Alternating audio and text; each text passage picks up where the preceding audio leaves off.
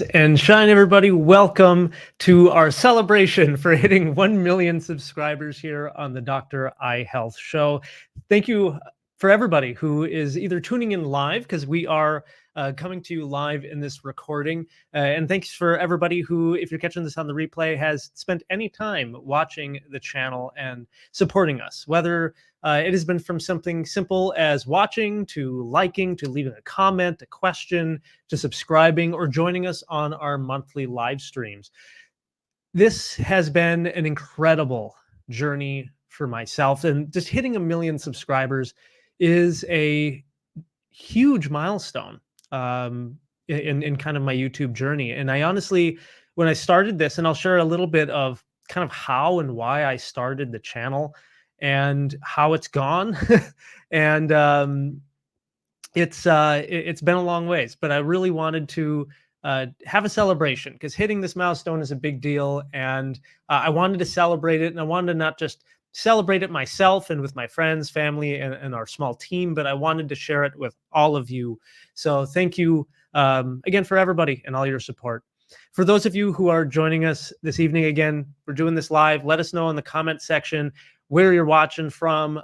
Certainly let us know how long you've been watching the channel, with an extra special thanks to all of you who maybe joined us in that first year in 2018 when we started. So back, if I was to wind the clock back and start off in 2018, 2017 even, I recognized I was getting frustrated in the clinic seeing patients, and I wish I could have given my patients a better outlet, a better access to education, to something to help them learn about what's going on with their eyes, ways they can better their eyes, help them see better today, and keep their vision throughout the years of their lifetime. And there just wasn't much on YouTube and on social media sites at that time. And I would look things up myself and be like, this video on astigmatism, this doesn't make sense. This one on glaucoma just goes over everyone's head, and I wanted to make something, and I had no idea what I was doing. I bought about almost exactly 6 years ago to the day. I bought my first camera, first microphone, first lights. Had no idea how to shoot, had no idea how to write or edit, make thumbnails, post a video even. And it's been a journey.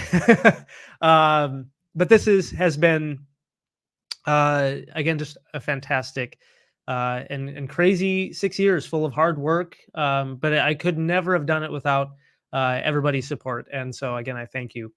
For those of you who are catching us live, I'm seeing some great comments through here.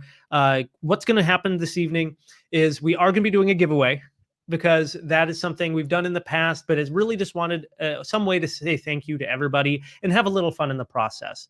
So tonight, what we're going to be doing, we're going to talk about some details about the giveaway. We're also going to be going into some live Q&A to give a chance to continue our mission to help people learn about their eyes, about vision products. So if you have questions about anything in the topic of eye care, but even on other topics, because we polled some people in our comment section in the community here on Dr. Eye Health, and people had questions beyond just eye care. They either had personal questions for me, or about life, or about YouTube and my journey. So I'm happy. I think everything's game. Really, this is about celebrating you guys in the community. And so if there's anything you guys want to talk about, we'll do our best. With that being said, let's talk about the giveaway a little bit. So first off, I wanted to donate something, or not donate. I bought an 11-inch iPad Pro that we are giving away. So that's one of the biggest grand prizes of this giveaway. And there's details we'll have down in the description below of how you can enter the giveaway and how long it's going for. This is not part sponsored or partnered with YouTube. YouTube has nothing to do with this. This is just something I wanted to put on. And so this is something that you guys can potentially win by entering into the giveaway.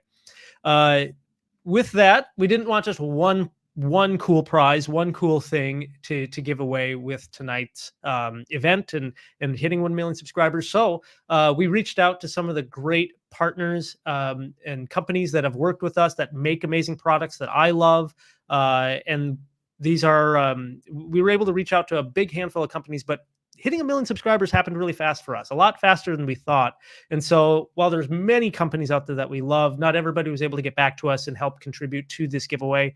But the ones that did, I want to give a special thank you to all of those. If anybody who's watching from those companies, you guys make great products, and thank you for your support.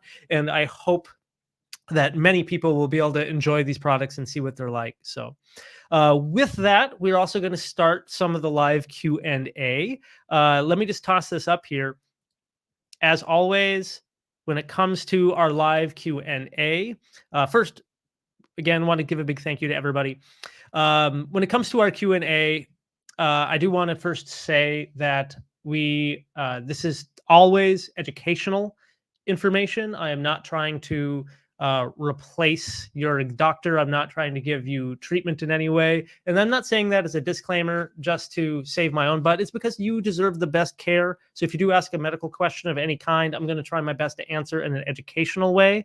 And that you definitely always need to see a healthcare professional and an eye care professional in your local area for an examination to give the proper diagnosis, treatment, and the best care that you deserve. With that being said, let's move on. And you may have already seen it for a second there, but our first cool prize that we are giving out comes from Randolph Engineering. This is probably one of my very favorite sunglasses brands that exist out there. If you ever see me posting pictures on like my Instagram, I'm usually wearing some brand of sunglasses outside. And this is one of the brands I probably wear a little bit more than others. So Randolph Engineering, if you're not aware of them, they make premium sunglasses. They make very high quality lenses, whether you want polarized or not polarized lenses. They have some patents on their soldering technology of how they make their frames. They're in fact one of the only sunglasses manufacturers in the United States. In fact, they have a great heritage of making sunglasses for the U.S. military, including the Navy and Air Force. So very high quality, and so you have a chance to win them. So huge, again, thank you and shout out to Randolph. So as far as with that, for those of you who have questions, I've seen some questions coming in already. Please, if this is your first time live in the chat, put some question marks, put your question and put some question marks after, because it'll stand out a little bit easier amongst just the regular chat. So again, just thank you to everybody for being here. It means a lot. So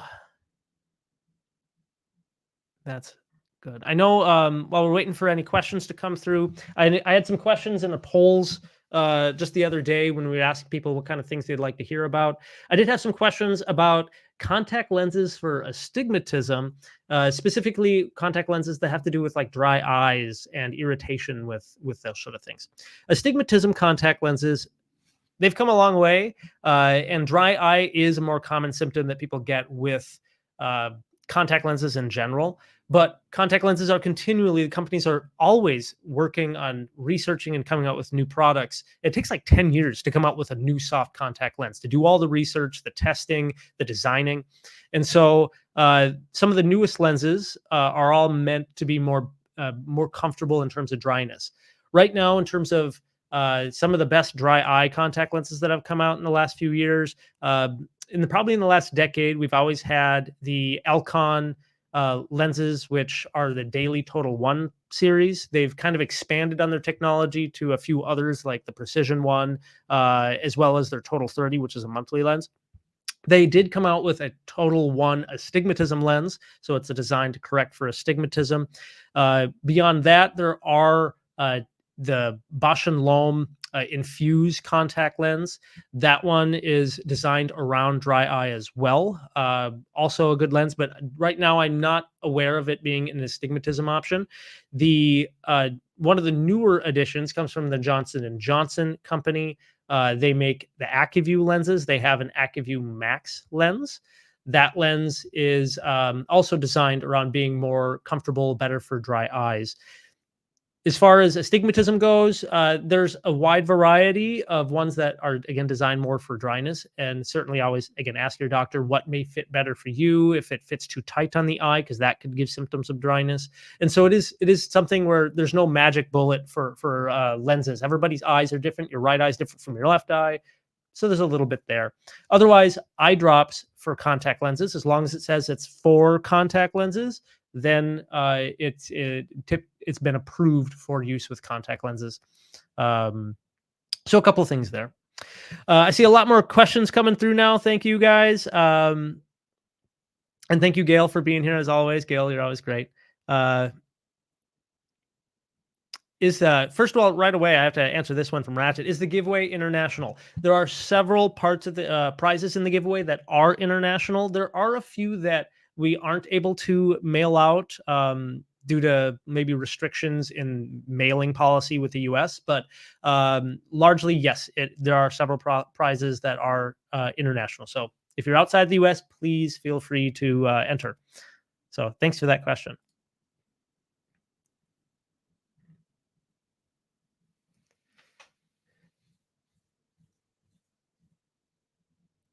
Let's see. And we've got a lot coming through here.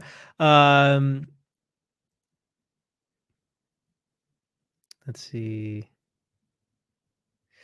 I'm going to answer this one quick from Agogo. Is eye flighter normal in the corner of the eye? Eye flighters can appear anywhere in the eye and anywhere in your vision.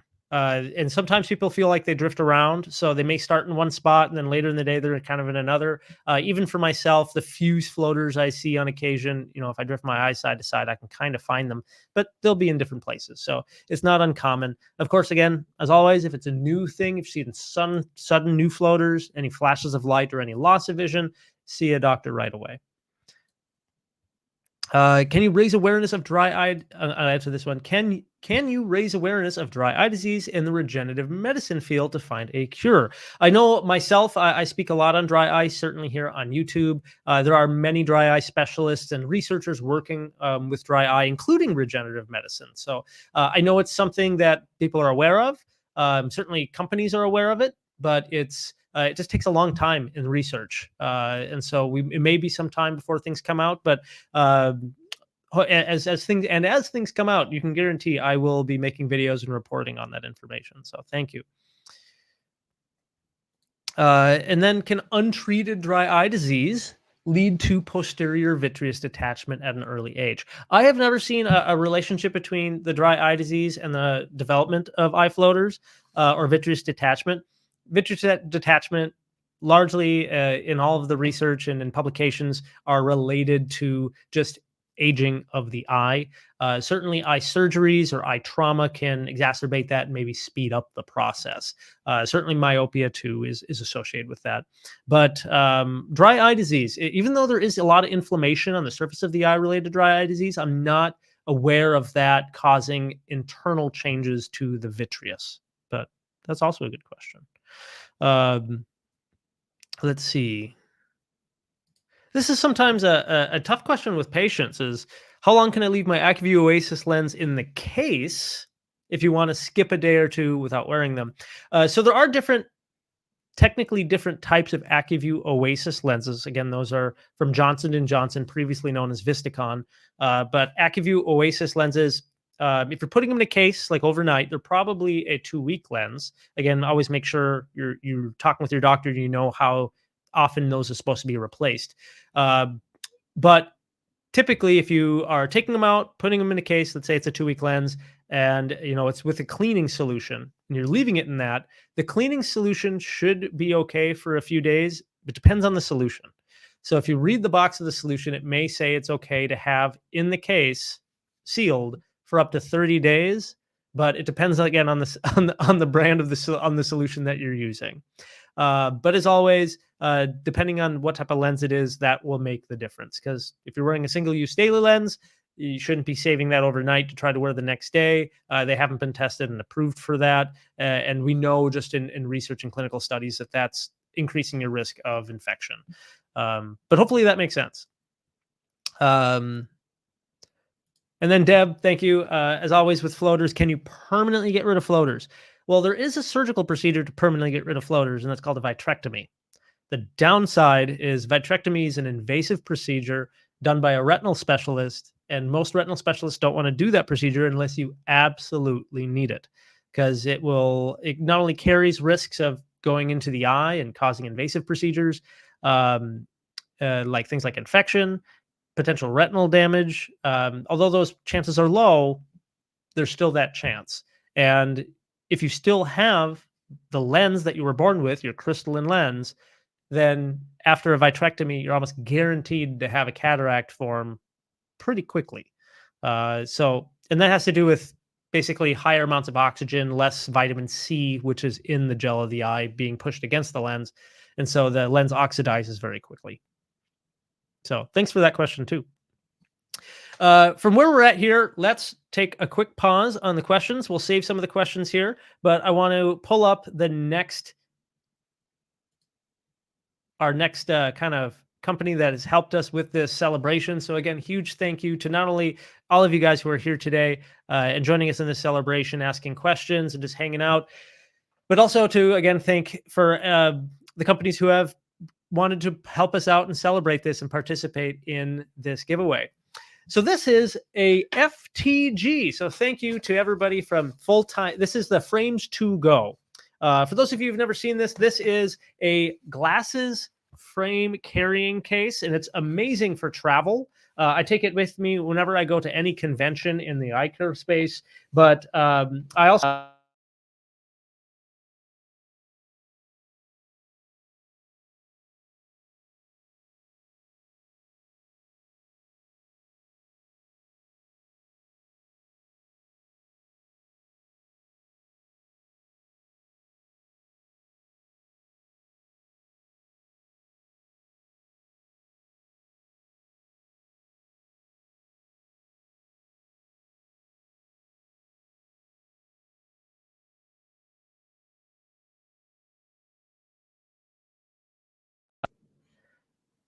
I think everything should be much better. Hopefully that works a lot better. Again, let me know. Give me some thumbs up. Let me know if the audio is back in. The cord on this microphone, unfortunately, is a little loose and has been falling in and out for the last few weeks. So maybe time for myself to upgrade the microphone. But again, just to give a shout out to FTG in case you guys missed it, Frames to Go. It's a probably one of the best frame cases, carrying cases I've ever had. I've been using it for about 4 years now, and it works really well. So thank you to Frames to Go for contributing, and best of luck for everybody who really wants one of the best frame cases out there. With that, let's move on to more Q&A, guys. Thank you. Sorry for the microphone issues, but it's bound to happen, right? That's just life. I saw some other questions there earlier, so I'm just going to try to run back. Again, if you have questions, drop them in. A bunch of question marks. This is a more personal one. Thank you, Brooke. What are you most proud of regarding your YouTube success? That's a tough one. It's one of those things where if you ask me a different time, I might say something else. But right now, considering everything that we've gone through, my biggest probably thing I'm most proud of is not giving up. I came very close to giving up several times. First, early on in the YouTube journey, in the first 3-4 months, and this is for everybody. If anybody's watching and you guys have a YouTube channel, let us know about it, because it's not easy to have the courage to show up on camera, to talk about your passion, to try to entertain people if that's your thing. It takes some guts to just show up. And in the first few months of posting, I had almost no real followers, subscribers. I really just had about 16 people, which were my friends and family. And nobody watched for about 3-4 months. I was just making videos and throwing it out into nothing, and hoping somebody would find it. And I was doing that for 3-4 months, and it's very lonely, and it's tough to put so many hours into a passion project and then see nobody watch it. If there was a time when I kind of had a breakdown and I was like, what am I doing? I'm putting so much time, so much energy. I spent all this money buying equipment. I was feeling very negative about it. And then one of my best friends, he lives down in Texas. His name is Alex. And so shout out to Alex, and huge thank you to him. He said, dude, you're being too hard on yourself. You're doing a great job. At that time I was trying to post still 1 video a week is what we try to do. And he's like, you're learning this stuff on the go. Why don't you dial it back? take it, one step at a time. But you keep doing it. Eventually, you have a library of good videos you can at least share with your patients, and you're going to help people. And so I took his advice and said, you're right. I'm going to slow down. I'm going to take it at my own pace right at the beginning. And that I kept going, and eventually the channel started catching steam, and people started watching and finding the videos, and that was a proof of concept. And so, and then again, life has its challenges too. Between myself moving, went through a divorce, a lot of things, challenges in life. I moved clinics from one clinic to another clinic. And with all of that and trying to juggle making YouTube videos, also really tough. So there was another time I was also kind of questioning if I'd be able to keep this up.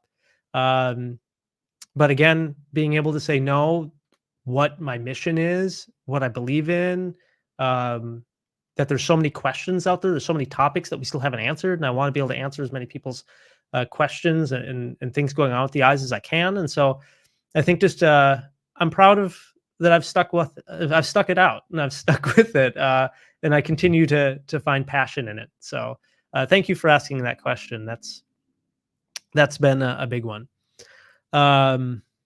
Let's switch it over to do you think anti-blue light glasses are effective when using the computer? This is a tough question. We've done it on a couple of videos more recently, because as research comes out on blue light, that's really a big thing that I find value in, is always following what's published in the research and updating that, right? So, right away when blue light glasses started coming out, kind of the thought, this is way before 2020. This is, in fact, blue light glasses have been out for a long time. It's been thought that blue light increases risk for aging eye conditions. And there's still some debate about that. We have some PhD researchers who say, yes, that there is higher risk of blue light causing issues with the eyes. But then we have some retinal specialists who come out and say, absolutely not. Then there's the question of does blue light affect your sleep cycle? We know that all forms of light, visible light, can affect your sleep cycle when your eyes are open, especially late in the evening. But there are receptors in the eye that are more sensitive to blue light, and it may be more triggering. And then there's questions if blue light from digital devices affects our eye fatigue. Right now, the studies on eye fatigue are either not very good studies, or they just haven't really shown strong evidence that blue light glasses really reduce eye fatigue. It seems largely anecdotal, because there are people who come in saying, yes, the blue light glasses help them. But then we have some patients who are like, it's not a big significant thing. As far as sleep cycle goes, there are some studies showing that blue light glasses, especially darker orange ones that block out all blue light,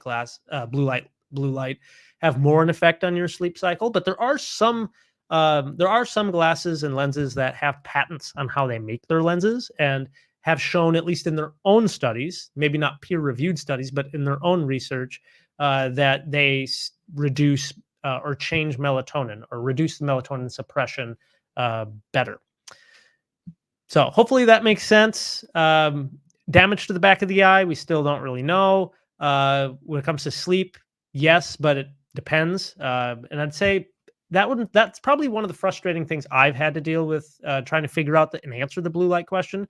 There's no regulation on how much a pair of blue light blocking lenses really protects. So one brand may be saying they protect this much, while another brand says they protect this much. And some products on the market, probably the really cheap ones you find, probably don't block much at all. And so how can you really say which one is doing which? So thankfully, there are some companies who are banding together to try to make standardization of like blue light emission from devices, from things like your computer screen to your cell phone, and even indoor lighting. But as far as blue light protection from lenses and the glasses, there's just not much standard. Like, there's not really a standard about it. And so it makes it really tough to report on that. But as more research comes out, thankfully we'll know more. But thank you. Sorry for the long-winded answer, but that's how it is. Thank you about that. So, well, I'm going to pull this one up too. So, Kadia, thank you for asking about castor oil and its effect on things on the eyes. I'm going to save this one because there's a lot that I've actually been collecting research on this exact topic, and I'm prepping for a video on it. And I'm going to go pretty deep into different publications of showing whether it be beneficial, yay, nay, on lots of different topics in the eye. A lot of this, the research articles I've had to request and get access to. And so I'm really fortunate that I have access to a lot of educational libraries as I'm an associate professor for several schools in the eye care space. So I get to request a lot of these articles. And so I want to be able to have that data and really show that research. So stay tuned. Okay. Thank you. So this is a good one. Kind of interesting from Ratchet. Which research paper do you trust more than others? I mean, it depends on the topic, but largely in the eye care space, I do like the journal, the American Journal of Ophthalmology. At large, I love what they publish because it always is good information. There's a few publications they've had, a few journals in there that I've questioned, but outside of just those few, they do a very good job. And there's a lot of other publications, of course, in the eye care space that do a great job. But very good. So, and then just this one, can you do a video on Flex Vision adjustable glasses? So I'm not 100% sure on the Flex Vision, on what brand that is and exactly. I have one pair of glasses that you've maybe seen advertised either on social media or maybe you've seen them online, but they're glasses that have dials on the side so that you can adjust it and ideally dial in your prescription. Unfortunately, the pair that I purchased, I would not recommend. I can't speak to the brand or exactly if that's what you're just speaking of, but the idea is that as you dial it in, I've seen a few different designs. It changes where the power is located in the lens, or it kind of trombones the lenses, and it works for magnification if you're farsighted, or if you need some magnification, like in low vision. There's some devices that have magnifiers that dial in stronger magnification depending on how you rotate it. But otherwise, yeah, the ones that I've seen online that are like $15, $20, I was thinking I'd do a video on it, but it was such a piece of junk. I can't endorse anything like that. I didn't even want to give them any airtime. So, but I'll look up the Flex Vision adjustable glasses and see if we can do another then. So let's go on to the next supporter for this. Let me see if I can pull them up here. Again, huge shout out to FTG. Thank you guys. And again, another huge thank you. Make sure I have it here. Next one is going to be Mize. If you guys haven't heard of Mize or helpmize.com, this is a newer company that I've been working with for a short time. Their real goal of providing eye care, it's a lot of different specialists getting together who are creating kind of their own packages of what type of drops and eyelid wipes and eyelid warm compresses and other things, all tied together along with education to really promote eye care to for people to have good, healthy eyelid and eye hygiene. Really, it's to keep the eyes healthy and keep eyes in front of people's minds, because like things with dentistry, we think about our teeth. We brush our teeth twice a day. A lot of people aren't thinking about their eyes at all. And if we get more of a daily habit of thinking about your eyes and taking care of them, then we can prevent eye diseases and problems down the road. And so that's really part of their initiative and their goal. And so they've thankfully donated some of what we call kind of our Zen. This is something I put together as kind of an entry point for people to kind of have like a Zen routine of doing warm compresses, having some eye drops to keep the eyes lubricated, especially if you're spending a lot of time at the computer like myself. So again, huge shout out and thank you to Mize. With all of that, again, we'll jump more into some Q&A and have some fun here. Forrest, 2:30 a.m. Thank you so much for being up this late. Hope you can get some good sleep, because sleep is really good for the eyes, believe it or not. People always ask that, why the eyes get more dry and red in the evening when you're tired.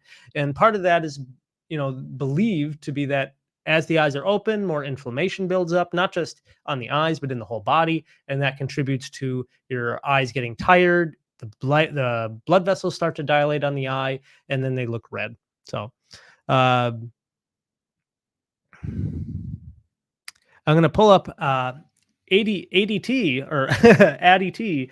What might be causing persistent eye redness? And are there specific tests or examinations you recommend to identify the underlying issue? This is a good question. Red eyes is something a lot of people are worried about, right? Cosmetically, we look in the mirror and the eyes look bloodshot or red. Some people may just naturally be born with more obvious blood vessels on the within the sclera of the eye, the white part of the eye. But there are things that can contribute to this, being the eyes get more red. Certainly, dry eyes is one of the differentials doctors are going to think about. If it's more of like an acute issue, somebody just suddenly wakes up one day and their eyes red, seeing an eye doctor, they're going to think about, is it an infection? Is it an inflammatory condition like a uveitis that's occurring? Maybe a scleritis or another condition called an episcleritis. These are sometimes benign, but sometimes also an inflammatory condition related to other autoimmune conditions going on in the body. But largely, you're going to have redness on the eye because of dilated blood vessels. There's also a possibility of, like in my case, I'm a contact lens wearer, and I've been wearing contact lenses since I was 13. And if you're somebody who wears contact lenses, especially if you're wearing a contact lens that's of an older technology that maybe doesn't allow more oxygen to go through it, because your contact lenses, they need to breathe oxygen. They allow oxygen to pass through the lens to get to your cornea, the surface of the eye. If there was no oxygen to the surface of your eye, it would swell and become opaque. It would become white. And so if you don't allow oxygen to the cornea, it's avascular. So new blood vessels will start to grow toward the avascular parts of the eye. And so we will see more red dilated veins and arteries on the eye as people who abuse contact lenses, especially older technology of contact lenses, or if you sleep in your contact lenses, blood vessels will start growing on the eye to try and get really nutrients and oxygen to those surfaces. And so I've had some more prominent vessels on my eye grow over the years due to all the contact lenses I've worn, probably mostly when I was young and I wasn't too wise of how I was over wearing my contact lenses. So hopefully that gives a couple ideas. But the biggest thing that doctors are going to check on is assessing for dry eye, any damage to the surface of the eye. In our clinic, we do have access to what's called MMP9 testing. It's a company that it's kind of, the logo is called Inflamadry. That's what we call it. But it measures for a matrix metalloproteinase 9. That's an inflammatory marker that we see on the eye, commonly associated with dry eye. And so that's something that we can test for. Certainly, tear osmolarity is one that we use for dry eye as well. That measures kind of the salt content of tears. Meibomian gland imaging and checking for the lipid content of the tears, that may play a role again with dry eyes. Otherwise, depending if it's an inflammatory condition, your doctor may do some other testing, like using phenylephrine to see if it's maybe a scleritis or an episcleritis. They may do a test like that. But good questions. So thank you. I'll pull this one up because, Jesse, this is a question I get a lot is, would you ever get LASIK? I myself have considered it. There's some days I wish I could get it. I do have a higher prescription. And despite that, because some people have really high prescriptions, aren't good candidates for the LASIK procedure. My biggest holdback is the fact that I do have dry eyes. And typically with LASIK eye surgery, dry eye is a higher risk, especially early on. And I thankfully do really well with contact lenses. The other thought is there is a procedure called ICL, and we've done videos on these. ICL are an intracolumnar lens. It's more invasive procedure, but they implant a plastic lens, kind of like a contact lens, inside of the eye. And this is ideal for people who have higher prescriptions, and I would fit in that category. What's nice about the ICL is that it's reversible, where LASIK is not. Once you have LASIK, it's done. Your tissue is vaporized from the surface of the eye. You're not going to get it back. But with ICL, they can take it out and remove it. So there's some advantages, pros and cons to each. But those are thoughts. I've actually thought more and more if I was going to get a procedure like an ICL. I have some surgeons here in the state of Minnesota that do it all the time, and they do a great job. And I've considered kind of what a cool video it would be if I was to kind of document the whole process of having a procedure like that done on my own eyes. So it's something I've been thinking about and considering. But right now I'm still doing just fine. I contact lenses are one of the reasons I got into eye care to begin with, because it changed my life. So currently doing okay. And hopefully we'll make more content on contact lenses sometime soon. So thanks for that. Let's see. I just want to call this one out. So this is great. Wiley Doodle, diagnosed with narrow angle, and the doctor suggested I have an LPI surgery. I'm nervous about it. Should I be? Well, first I want to say, so I'm glad, one, that you're seeing doctors, and I'm glad that your doctor detected this and recommended that you have a procedure like that. Thankfully, narrow angles, for those of you who aren't fully aware of what that is, the iris inside of your eye, the colored part of the eye, is not the front surface of the eye. The cornea is the front surface of the eye. I have my eye model I can pull out here. Watch, this thing's gonna pop off. There we go. So I'll try to hold it up. The surface of the eye, like the cornea here, behind it, if we could remove it, you have the colored part of the iris. But here in this corner, it's called the angle. And so narrow angle means that there's not much space between the iris and the cornea. Oftentimes, the iris is bulging forward and the angle is getting more narrow. Now, that angle is important because in there is a drain that allows fluid called the aqueous humor that your body produces, kind of like the clear liquid blood of the eye. It basically bathes the internal structures of the eye with nutrients. This clear liquid has to drain out that angle. So if the angle is getting narrow, the angle is getting so close that it's possible it may clog the drain. And then you have too much pressure inside the eye, and that pressure can build up, become painful, and even cause vision loss like glaucoma. So again, it's good that your doctor detected that. An LPI surgery, honestly, is a very quick and easy procedure, considering all the different eye procedures that are available. LPI is done clinically, so you don't have to go into the operating room. They don't have to put you under or anything like that. They use just a laser procedure, zaps a few times, creates a little hole in the iris so that fluid can go through the iris and drain without causing any of this clogging effect. There are a few other procedures available too, but depends on really the health status of the eye. So for anybody who's either at risk of narrow angles, or you are maybe your doctor recommends having something like an LPI or a laser peripheral iridotomy is the proper term. Definitely, again, talk to your doctors. But as far as nervous, your surgeons and the eye doctors you're working with went to school for a long time, and you shouldn't be nervous about it. It's usually a very quick and easy procedure. But hopefully everything goes really well, and I hope that you have nothing but great success with that. So thank you.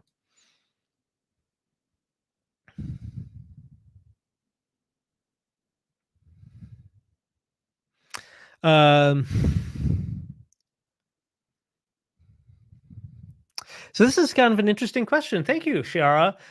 Could I be considered legally blind or sustainably impaired having -6 with astigmatism? I can't even shower without glasses. Very nearsighted. So technically, at least here in the US, you wouldn't fit for legally blind because you can see better with with glasses or correction. If you could not see a 2200 letter line, and maybe your visual field was less than 20 degrees, meaning your side vision was super narrow and you could only barely see right in front of you, then and you couldn't see better with any correction, then somebody would fit for legal blindness.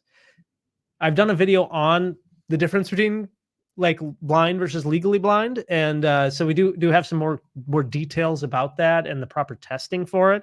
But yeah, otherwise, yeah, being -6 and having astigmatism, I'm about in that same range too. Yeah, without any correction on, things are blurry, but thankfully you can still see shapes. You can get really close to things and still see to read and function. So there's a lot of things to be kind of thankful about that. But otherwise, yeah, if it really bothers you, you can always see a doctor for a consultation if there's something like LASIK or ICL or some other refractive surgery procedure, or again, contact lenses, things like that. So hopefully things are going okay. um, this is another good one. You guys have great questions tonight. Thank you. AUS Ben, what are your thoughts on meibomian gland probing? So meibomian gland probing is something that's an option in the literature. When I was a student in optometry school, one of my professors was doing part of a research study on it. So I myself haven't done probing. It does require a special tool. It's something I would like to start maybe offering for some of my patients. Some of my colleagues have done it and used it for patients who have some meibomian glands that are still alive. So you have to scan the glands, know that they're still there, but tell that they're capped and they're blocked up. And so then you can use this probing tool to basically puncture the front surface, which is keratinized or sealed up. And then they allow it to then do some form of like thermal pulsation where they heat up the gland and express the contents within, or maybe IPL procedures, something along those lines. But there are some studies and maybe some debates whether or not it's safe long term. Does it cause scarring that maybe causes things to get worse? But it is still an option.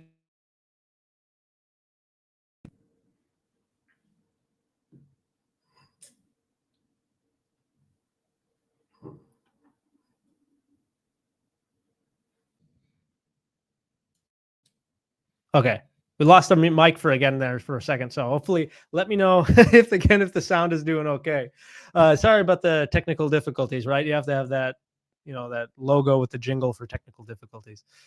All right. So I see some good questions here, but I want to pull up our next contributor here. Let's see. There we go.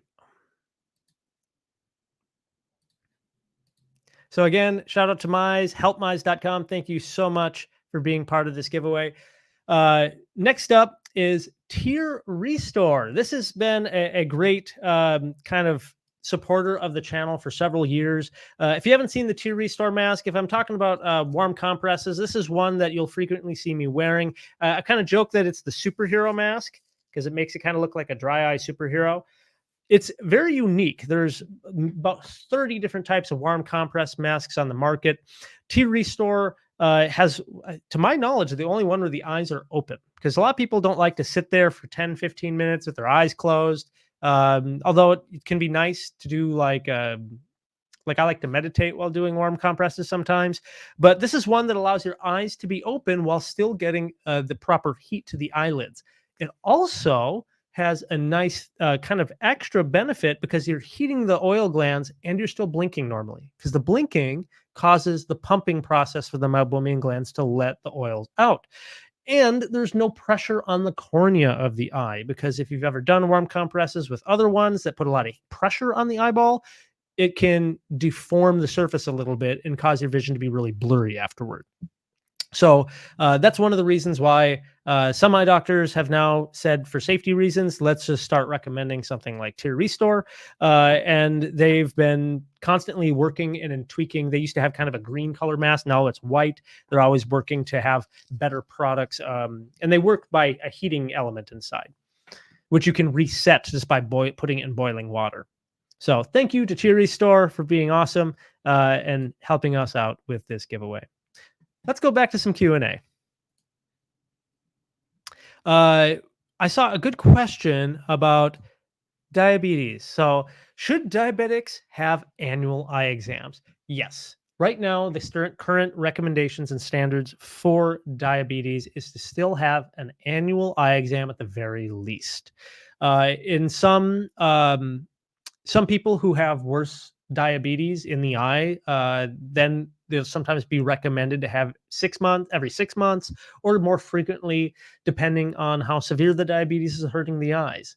Diabetes for people who either are diabetic or you know someone who's diabetic, or you've always been curious of how diabetes affects the eyes. We do have some videos on that, but the short answer is that diabetes can cause damage to your blood vessels in your whole body.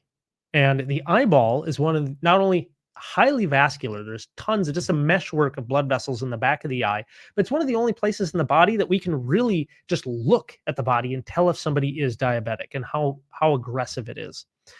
When your doctor examines you, they have to do blood tests to see where your blood sugar's at, how hemoglobin A1C, but they can't just look at your skin, look through your arm and your wrist and be able to say, "Oh, you're diabetic." But with the eyes, we can look inside because it's optically clear and we can see the retinal tissue, the tissue that's extension of your brain, and we can see if there's bleeding and other tissue changes due to diabetes. And so that's why it's recommended to have annual eye exams for anybody who's diabetic. And if we catch early changes due to diabetes, we can communicate back to the family doctor or endocrinologist to tweak medications and to make sure that we're managing things appropriately. So, good question. Diabetes is huge in eye care. So, thank you for that. KW asks, have you had tear plugs to help with your dry eyes? I myself have never had, well, actually, I take that back. When I was in optometry school, I had plugs put in because to train, we often do things on each other. So I did have plugs put in at that time, but I haven't had plugs in since. Thankfully, using plugs for punctal plugs is, I would say, largely still a big thing in eye care. It is somewhat debated. It's kind of waxed and waned over the years in terms of popularity. Probably some of the best uses for it are people who are really having dry eyes due to contact lenses. But I think as more doctors have become aware and recognize the importance of meibomian gland dysfunction, it's really important for your doctors to know if there's a lot of inflammation on the eye, because if they put a punctal plug in and there's a lot of inflammation, they're kind of trapping the inflammation on the eye, and that might make things worse. And so that's really important for doctors just to evaluate for that first.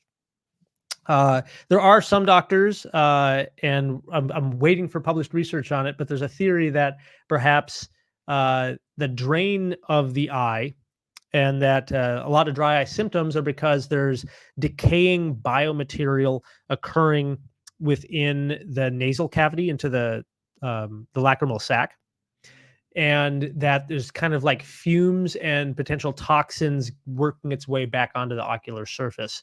And so they recommend not putting punctal plugs, if they help at all, are just are blocking the fumes going that way, but ultimately it's sending a negative response to producing tears. And so I'm probably not explaining it perfectly correctly because we don't really have a publication on it. It's just something that some doctors are discussing. So as we know more, again, I'll report on that. But by and large, yeah, punctual plugs can help a lot of people. So thank you for that.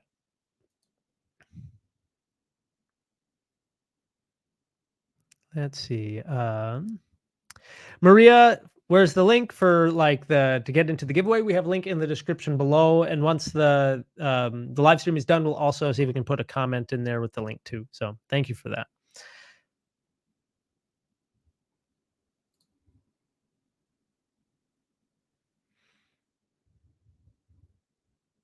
There's a good question on the topic of degenerative myopia, just kind of advice. Well, I can't really give too much advice, but I can.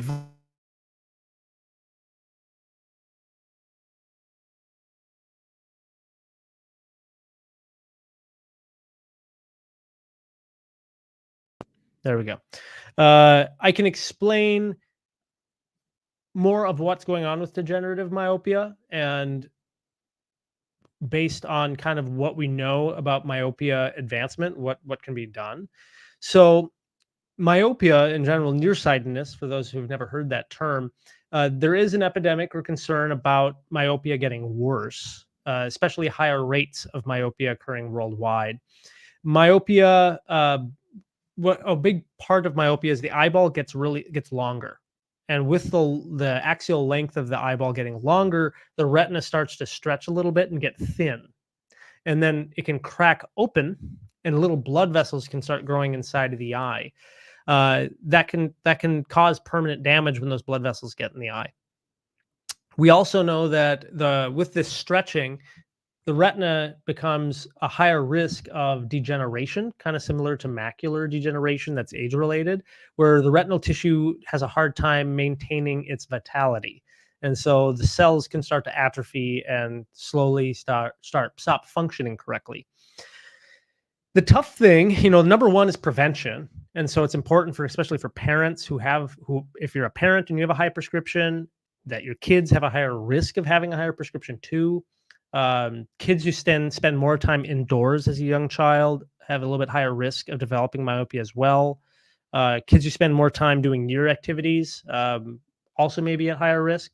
It's not just like spending time on phones and computers and Nintendo games and things like that, but it's more just doing near work in general. So even kids who read a lot of books, they may be at higher risk of myopia too. But always a good thing to talk with your local doctor, see what they recommend. We now have some technologies to help slow down myopia. And so if young kids, be aware for young kids that these technologies exist. These include, in some countries, there are glasses to slow down myopia. We do have eye drops called atropine that can slow down myopia. We do have special types of contact lenses, either soft lenses, as well as special type of ortho-K or orthokeratology lenses, which can slow down the rate of nearsightedness development. And then there is some new research, pretty fascinating, into looking into red light in terms of red light therapies to slow down myopia. But I'll say the research in the red light is still way too early and young to make recommendations, but it's something that's quite fascinating that we're looking into. Hopefully the sound is better. Let me know if it's cut out again. But let's go back here. I saw Alexander. There we go. So yes, when it comes to myopia and slowing it down, those are kind of our strategies. Otherwise, if you're somebody who already has a really high prescription, it's tough because I have some patients who are like -14, -15, even at a young age, and there's nothing else we feel like we can do. And they have to not only see us on a regular basis, but see a retinal specialist to monitor for any potential bleeding in the back of the eye. And so it's tough because it can limit your vision. And otherwise, we'll talk about good nutrition and if there's any sort of research about vision supplements that may aid the structure of the back of the eye. But it's tough. And so the best thing is a prevention. And so I would say ask local doctors if they have any sort of resources on slowing down myopia or what can be done. So hopefully that helps. Thank you. Let's move on to our next part of the giveaway. So again, huge thank you to TRestore for that. And that will be MyoClean. For anybody who's never seen or heard of MyoClean before, we've talked about them a few times. This is something that came to my awareness several years ago. So this is a special surgical grade type of silicone that's meant and designed to clean your eyelashes with. It's like an eyelash cleaning brush. So if you're somebody who struggled with like a problem with blepharitis, maybe Demodex, this is a tool that works really well with a type of MyoClean solution that they have to clean the eyelids and keep things clean. One extra side note is one of my best friends uses this, and she says that it's one of the best things that she's ever used for cleaning her lashes and removing makeup. So I myself don't use makeup, but that's a kind of a cool anecdote and something that hopefully for anybody who wins it will be able to try it out. So huge thank you to MyoClean for being part of our giveaway. So it's already been a good almost an hour. So we're going to go a little bit longer here tonight. Loving you guys' questions. Thank you so much. Um, let's see. I want to give everybody a great chance to always ask questions. Let's see here. I know I got it again. I was gonna say Ausben 93. Thank you. Why is dry eye becoming more common? If so, why? It seems like it is becoming more common. Uh, I don't have the research in front of me to pull up to kind of show that statistic, but it is believed to becoming more of a problem. There's a lot of different theories to it. Certainly, digital device use is at least associated with dry eye and is believed to be as more people are spending more time on digital devices. We don't blink as often, we don't blink as completely, and that increases risk of evaporative components to dry eye. The blinking process helps get the oils pumping, and so perhaps there's a relationship to that, and the oil glands not functioning as well. Medications, use of cosmetics may be linked to it. There so there's a lot connected there. Certainly hormones, as we have hormones plays a role, and as we age, dry eye is more common. And we have an aging population, and so statistics generally say, yeah, we have an aging population, so dry eye is going to go up too with that. So there's a lot of parts to it, but largely it is believed to becoming more common, sadly.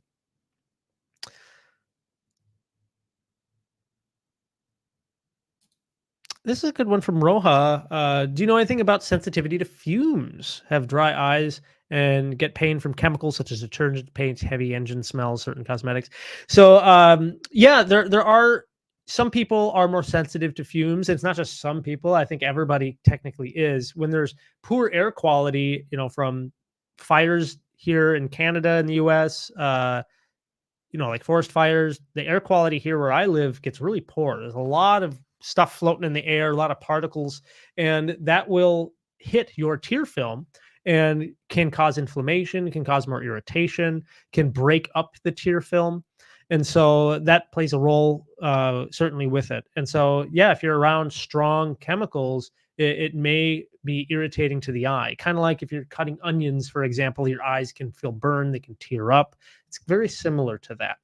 So you're not alone if you're somebody who has sensitivity to fumes and different things like that. But I think it's important to get your eyes evaluated to know how your tear film is doing. Is it breaking up? Is there surface damage to the eye? There's a lot of things that's going on there.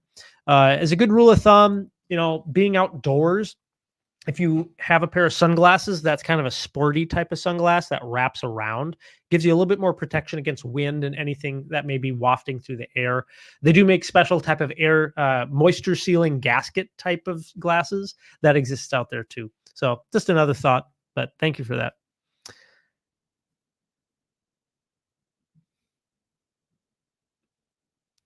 Um, ooh, this is a good one. Thank you. This is a little bit different question, kind of about the profession of optometry and eye care.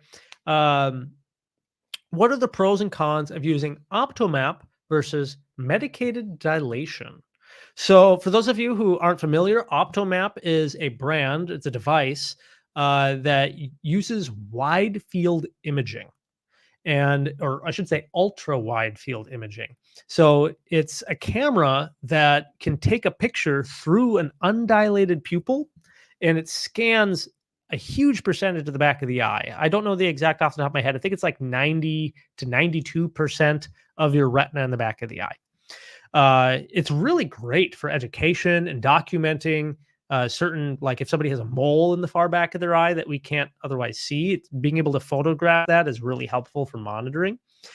Otherwise, historically, we've always used dilation eye drops. This allows your pupil to get really big and allows us to better evaluate all the tissues in the back of the eye to make sure there's no health conditions, again, like diabetes affecting the eye, or if there is like a mole or a cancer or a hole or a tear in the back of the eye. So, kind of pros and cons. Pro of it is that Optomap and other forms of digital wide field imaging, ultra wide field imaging, they allow us to photograph things. And if you're somebody who's very sensitive to dilation, you may like having the Optomap done because then your doctor may say, you know what, we don't need to dilate your eyes. The back of the eye looks great. And so you can do all the ports of refraction, asking better one or two, and your exam may go a little bit quicker. Plus, you'll get a chance to look at the picture and understand what your doctor is seeing. The kind of there's some touchy parts, and some professionals debate the use back and forth if they absolutely are needed. The medical dilation, I know from my personal experience, I still get a better view of the central macula, the very critical part of your eye, to give you your eyesight. I get a better view with a dilated examination. I also feel like I can get a better view in the far edges of the back of the eye with dilation. There are, but part of that is also because I've worked really hard on my skill set to be able to get good views with that. Um, so I'd say in the best world, you'd have both. You'd get your eyes dilated and you get the photo. Unfortunately, it doesn't always work that way, and insurance usually does not cover ultra wide field imaging. So usually, insurance will cover things like using the dilation. So those are some pros and cons. I know some doctors, and I will debate this with them. Some doctors feel Optomap is fine to use for diabetic eye exams. I disagree. I think, especially in cases where there's known retinal disease or high risk of retinal disease, I still feel that it is a medicated dilated eye exam is still the best. And in a lot of our technicalities will say that it is still standard of care to have a dilated diabetic eye exam. I have to check a box every time I have a patient who's diabetic and refuses to dilate, because it's what's recommended. So hopefully that gives a little bit more detail. So thank you. I have to give a shout out to this one here. This is a super thanks from Windsor. So thank you so much. Absolutely do not need to certainly donate any money to us or anything like that, but I do appreciate it. That does help support the channel. Not part of the giveaway. You do not need to spend any money to be a part of the giveaway. I do not even need to be subscribed to the channel to be a part of the giveaway, but thank you. So back to your question here, and I also have to give a shout out to your photo there. What's his name? Gronk, or Emperor's New Groove. I love that. I love that movie. Does low blood glucose affect vision in any long-term capacity, in any way high blood glucose does? So having low blood glucose is typically, like, very low blood glucose is not really something I've seen reported in too much either publications or in textbooks or anything like that. We know that if somebody has really high blood glucose, like if they're type 1 or type 2 diabetic, then that can cause swelling of the lens inside the eye. And with that swelling, your vision can feel, you actually become usually more hyperopic. Your eyes become way more magnified. With cataract development, it can sometimes become more myopic or nearsighted. But with a low blood sugar, my thought would be probably it isn't the change to the lens swelling, but probably a change to more of just visual perception. It's tough for me to say if it's a neurological thing or actually an eyeball thing, but I'm thinking it'd be more of a visual perception. Because if I'm lightheaded, if I'm feeling out of it, if you stand up too quickly, your vision can fade for a second. That has to do with blood flow, or what's called orthostatic hypotension. But I imagine that you might have some visual distortions that way if someone has low blood sugar. So good question. I'll have to look into that a little bit more myself to have an exact answer, but it's good. It's a good challenge for myself. I'll go dig into it. I would say if you are having those visual fluctuations, for anybody who's having changes in your blood sugars, or if you feel like your vision is changing, again, see a local doctor, have them do an eye exam, see what's going on. But good question. Hopefully that gives you some insight. So thank you.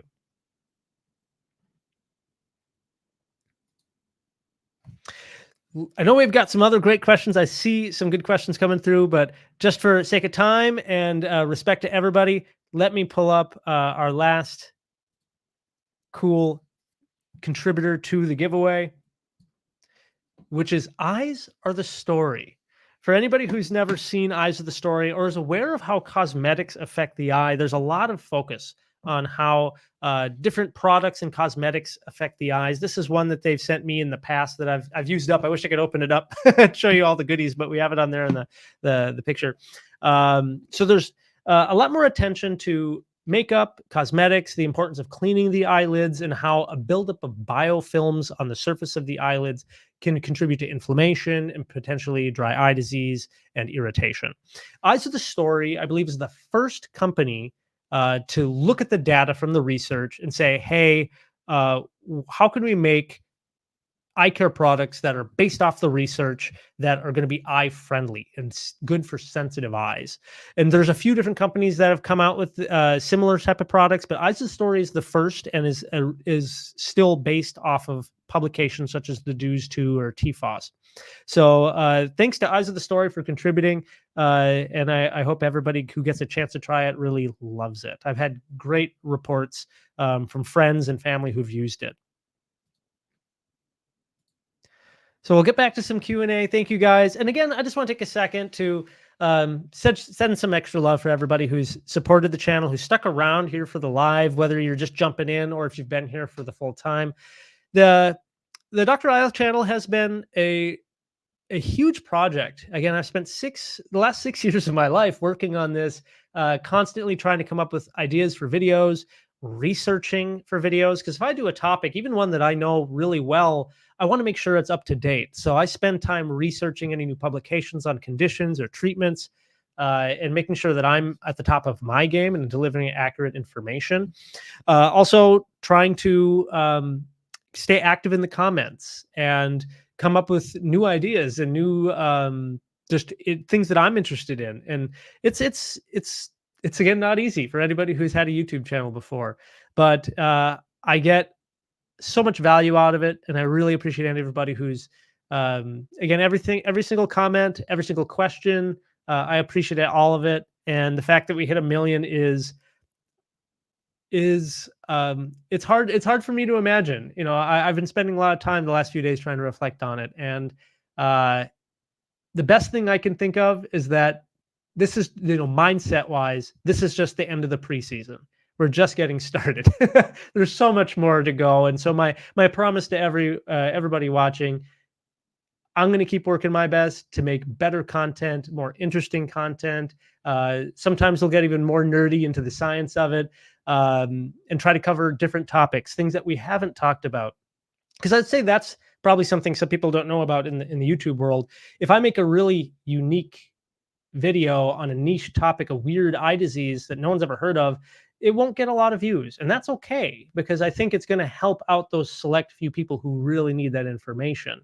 And then so we have to kind of balance it out and try to find videos that are going to please a lot of people, and keep the channel alive, while at the same time trying to answer those really unique niche questions in an educational way. So it's kind of a cool balance. But thank you guys again for everything, and for being here. So again, huge shout out to everybody who's been here this evening. Thank you. I like this from Gail. Gail's been great. Gail's been a member of our channel, and she's been supporting us, and she's on basically all the lives, I think. So she just asked about my personal hobbies. You know, when I'm not doing eye care stuff, I love video games. I've been a video gamer since I was a kid. Shout out to anybody who else loves video games. Let me know what games you like to play. My best friend and I, we get together and try to just spend some time playing either old retro games from our childhood or weird indie games that have come out. I play on just about all the different platforms. I've even considered if one day I wanted to have just a video game streaming channel or something like that, that I would occasionally, when I play games, it would just be a chance to hang out and have fun, because it's something I get passionate about. It's something I've always enjoyed, that form of art form and entertainment, and it's a good way to just let my brain shut off and just enjoy some pastime. So other hobbies I've had, I lift weights now. I've used to always run a lot. Rock climbing, I used to compete in rock climbing when I was in college a little bit. And then I have other weird little hobbies. I made soap for a year. I made leather Mardi Gras masks and sold them at an art fair one year. I um, Yeah, I love to do other art stuff. Art things are a great outlet, and create tangible things with my hands. Otherwise, cooking. Love cooking. I before Here's a trivia thing for anybody. Before I started any sort of YouTube video or any posts or blogs or anything like that, in optometry school, I had a cooking blog. I had a blog where I would make recipes and I would post photos and guides and things like that. And I love to cook and find new recipes and try new things. And so thank you so much for asking that question, Gail. Uh, I know Alexandra asked the good question here about ketogenic diet. So diets, nutrition is something, again, when I'm not studying eye care, I love reading about nutrition, lifestyle medicine, ways we can not just keep the eyes healthy, but our bodies healthy going long term. Because I think that's a big focus. I think of any healthcare professional, we should be thinking about understanding the physiology of the eye, and not just the eye, but the body, and seeing what we can do to keep people as healthy as we can beyond just, glasses, contacts, and eyesight, that sort of thing. So ketogenic diet is fascinating. Is it going to help with degenerative myopia? Right now, I haven't seen any research on that. There are a few studies, interestingly enough, on um, intermittent fasting. And so I've been collecting some of the data on that and hope to make a video on it soon. Just kind of what the data shows. It's not a whole lot, but there are a few publications that hint toward benefits of that. Um, but it's not very strict. We can't really give strict guidelines based on what's published just yet, but it's still very fascinating. Let me know if anybody's tried any specific diet and they've had a good outcome in their eyesight or vision in any way. But largely still in the research, best diet out there is still a Mediterranean diet, has the most research behind it in terms of eye health and physiological health.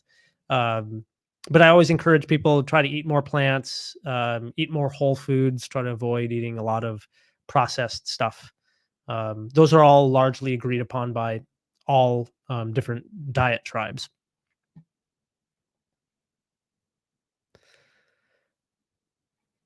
So just want to give shout out, LB. Thank you. Yes, I appreciate that you like the Q&A.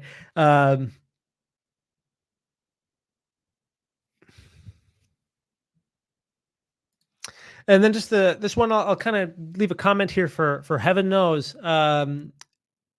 Cataracts. So the question is about having too bad cataracts and sometimes seeing pink and yellow. And does that be because of the cataracts? It's tough to say. For anybody who has cataracts, cataracts can cause color vision changes. As a cataract bruise inside the eye, it largely, for most people, depending on the type of cataract, it usually starts as a faint yellow color and it gets more yellow over time. And for extreme levels of cataracts, the cataract can look like a brown coffee color. Some people do develop more of a whitish cataract, and cataracts can filter out yellow or filter out blue light, and it can cause your color perception to change and make things look almost a little bit more of a darker and blue color. So, or I should say, I have to think about that.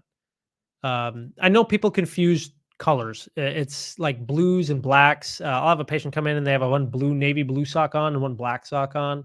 Uh, and so people can confuse those things. So it's tough to say about the pink and yellow. I think if you are having color vision changes, definitely want to see a doctor. Talk to them about what medications you might be taking, because some medications can cause color vision changes. Some heart medications, like blood pressure, those are known to cause your vision to change to blue. And there's different publications on it about different colors. It's all very rare, but still can possibly change with eye diseases, things like that. So I wish I had better answer on that one, but hopefully you can still get things evaluated. And if cataracts are bad and your doctor recommends having cataract surgery, that might be an option. So hope that helps. Well, I know it's been a good hour, so thank you guys. And then I think I just want to say thank you guys finally for everyone being here. I see AUS has one last question. I think this will be our last question for the evening. Why is Accutane and tretinoin prescribed when they can cause permanent damage to the eyes? If you haven't seen our latest video that we put out last week, it was digging into Accutane. This is a question that we've had on the channel for some time, and thankfully I was finally able to get around to making it. So it's Accutane has been well known to cause damage to the meibomian glands, and there continues to be publications of finding that, and kind of even stressing that maybe dermatologists or whatever doctors are prescribing it do either have imaging technology themselves for meibomian glands or refer to a specialist who can image them to follow and track it. Tretinoin, still as kind of I highlighted in the video last week, not enough. There's really no clinical evidence that I could find in publications linking tretinoin to loss of meibomian glands, the meibomian glands, but it is something that a lot of dry eye specialists report and anecdotally are concerned about, that there may be a connection because isotretinoin, which is Accutane, and tretinoin are very similar to each other, but Accutane is an oral, very powerful version of it. So it's something that we're aware of and concerned of. But for some people, in case you don't know, like Accutane will be prescribed for cystic acne, really severe. And some people may have their lives feel like it's so, their acne is so horrible, they're willing to take that risk of having dry eye to, they're willing to take that risk of having permanent meibomian gland damage and having dry eye throughout their life just to clear up their skin. For some people, it's that big of a deal. So it's important to always talk to your doctors if you're currently taking any of those medications to discuss kind of what those risks and benefits are. So thank you for that. Also want to say thank you, Chevy Perez. They gave a super sticker. Thank you for that. Again, not needed, but highly appreciated. Again, you don't need to enter the giveaway. There is no money or anything like that. You don't even need to be subscribed to the channel, that sort of thing. So I do want to say thank you guys so much for just being part of this celebration of hitting 1 million subscribers. We'll see where it goes from here. Again, my promise to you guys is I'm going to continue making content, continuing to push myself to deliver on great content of all sorts of different topics, both broad scope sort of things that affect all health related matters that affect the eye, but even small niche diseases, the questions people ask. So always feel free to ask questions, leave us comments, and we're going to do our best to get to you guys. Again, thank you to all of the companies that have been so gracious to help us out with this giveaway. And make sure to check out in the description. We'll have links to enter into the giveaway, and we'll have that open for the next week. So thank you guys all so very much. Have a great evening, and we'll talk to you soon. Okay. Thanks.